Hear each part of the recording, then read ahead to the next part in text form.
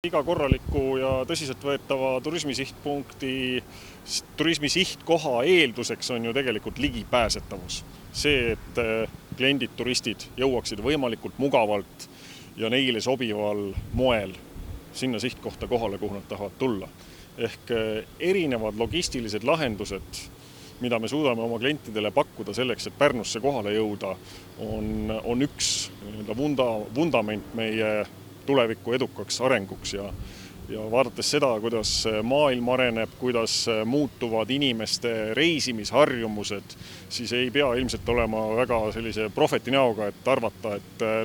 lennutransport on see, mis tulevikus aina rohkem ja rohkem pälvib inimeste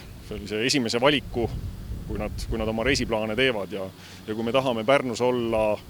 jätkuvalt edukas ja jätkuvalt kasvav ja jätkuvalt arenev turismisihtpunkt, siis ma väga ei näe võimalust, et me jääksime siin täna oma kitsaste hetkel toimivate logistiliste lahenduste juurde, vaid lennuväli on möödapääsmatu. See avab ju meile tegelikult väga suure hulga uusi turgusid. Täna see, et meie juurde pääseb ainult mööda maanteed, see sisuliselt ikkagi defineerib ära ka meie sihtturud. Ehk meil ei ole mõtet teatud kilometraasist kaugemale väga vaadata, sest kui me räägime ikkagi suurematest kliendivoogudest, siis ei ole mõtet loota, et kuskilt 1000 kilomeetri kauguselt hakatakse meie juurde auto või bussiga tulema. Ehk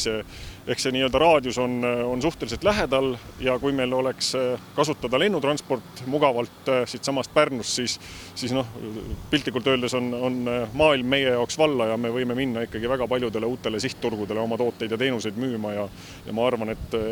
siin nii-öelda ei peagi ju väga kaugele vaatama Leedut, Poolat, Saksamaad, ka tegelikult nii-öelda Soome tagumised nurgad, Rootsi, et see on terve rida uusi võimalusi meie jaoks.